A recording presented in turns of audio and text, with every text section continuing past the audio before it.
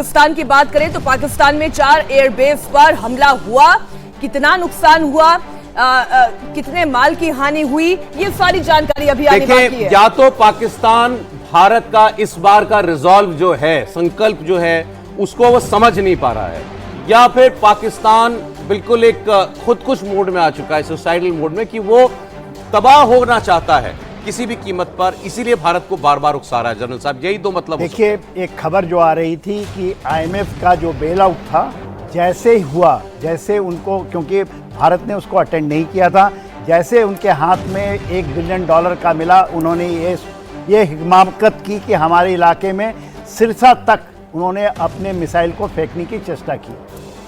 ऐसा खबर आता है। भारत ने उस मीटिंग को अटेंड नहीं किया, अटेंड नहीं किया, और IMF ने $1.3 अरब जो है वो 1.3 बिलियन डॉलर पाकिस्तान को दिए, और वो कहां खर्च करेगा वो पैसा? देखिए, इंटरनेशनल इसीलिए उमर अब्दुल्ला को आप पढ़े आज, इसलिए सुबह उन्होंने एक पोस्ट किया है, और उमर अब्दुल्ला ये कह रहे हैं कि इंटरनेशनल कम्युनिटी को ये समझना होगा कि वो ये जो बेल आउट पैकेज दे रहा है, ये किस लिए दे रहा है। क्या उरी को, राजौरी को, पंपोर को, इन तमाम जिलों को बर्बाद करने के लिए, तबाह करने के लिए IMF फंड कर रहा है पाकिस्तान को? क्योंकि और कोई दूसरा पाकिस्तान के पास तरीका है ही नहीं फंड को इस्तेमाल करने का, वरना पाकिस्तान तरक्की कर चुका होता। अब तक इतने बेल आउट G7 देशों का भी स्टेटमेंट आया है मीनाक्षी। G7 दुनिया के विकसित देशों का सबसे बड़ा ग्रुप है, उसमें अमेरिका है, UK है, और तमाम देश उसके अंदर, यूरोपियन यूनियन भी उसके अंदर है, फ्रांस है उसके अंदर।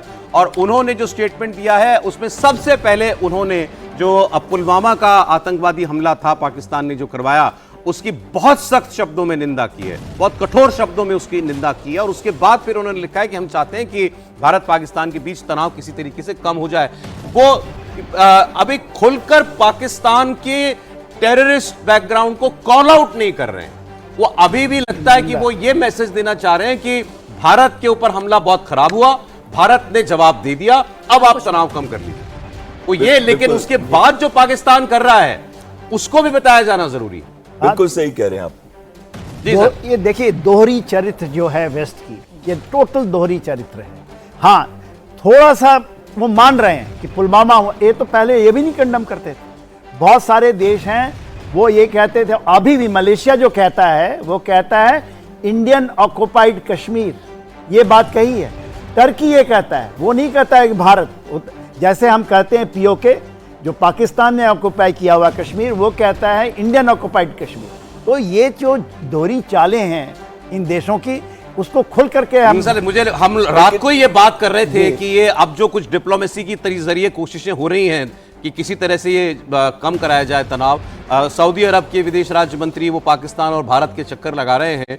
हमने रात में ये सवाल किया था रजत जी से कि क्या भारत के ऊपर कोई इन्फ्लुएंस हो सकता है डिप्लोमेसी के जरिए जो कुछ ये मैसेजिंग करने की कोशिश करे, उन्होंने आप बिल्कुल भी नहीं। और आप देखिए उसके 3 घंटे के बाद तो ये भारत ने कार्रवाई कर दी। बिल्कुल भारत नहीं डिगने वाला, ये समझना पड़ेगा दुनिया को भी। पाकिस्तान चाहे समझे ना समझे, पाकिस्तान समझेगा भारत के ऐसे जवाब से, लेकिन दुनिया को ये समझना पड़ेगा पहले कि अब पाकिस्तान का ये बिजनेस एज यूजुअल, ये आतंकवादियों के साथ गलबैयां, ये नहीं चल सकता और इंडिया इसको टॉलरेट नहीं करेगा। एक बड़ी जानकारी इस वक्त हम दे दें सर, लगातार बोल्ड लेटर्स में हम ये ब्रेकिंग खबर आप तक पहुंचा रहे हैं। आपको सुबह 10 बजे तक का इंतजार करना है।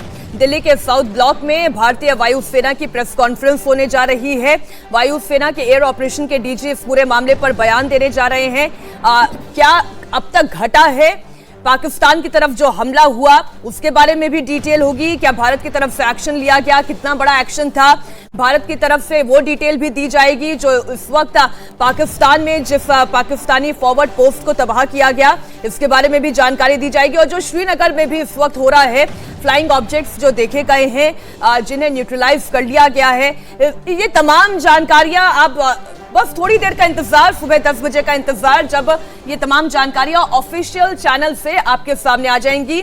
बहल साहब, हम जिसकी बात कर रहे हैं, पाकिस्तान आतंकवाद का साथ छोड़ेगा नहीं। वो तो तस्वीर हमने तभी देख ली थी कि जब उनके आतंकवादी मारे गए तो उनके कॉफिन्स को उन्होंने पाकिस्तानी झंडे में लपेटकर और फिर उन्होंने अलविदा की उनकी नमाज पढ़ी। बिल्कुल आप सही कह रहे हैं। जो क्लोज कॉम्बिनेशन है पाकिस्तान का। इनफैक्ट कल भी हम बात कर रहे थे कि उनकी front line of defence actually terror elements है, आतंकी संगठन है, जो क्लोज निट है, जो इनके लिंक्स हैं वो हर लेवल पे हैं आतंकी संगठन के साथ, चाहे वो जैश ए मोहम्मद है, लश्कर तैयबा है या फिर हिजबुल मुजाहिदीन है। उनकी पूरी फाइनेंसिंग, ट्रेनिंग और स्पॉन्सरिंग पाकिस्तान आर्मी करती है और आईएसआई करती है, और साथ साथ में उनको लॉन्च पैड तक ले जाना, ट्रेनिंग सेंटर्स तक ले जाना। एक चीज मैं कहना चाहता, हम बात कर रहे थे 1.3 बिलियन डॉलर लोन की जो IMF का उन्होंने दिया है हमारे, जो वो कभी नहीं लौटाएगा, प्लीज, जो ये कभी नहीं लौटाएगा।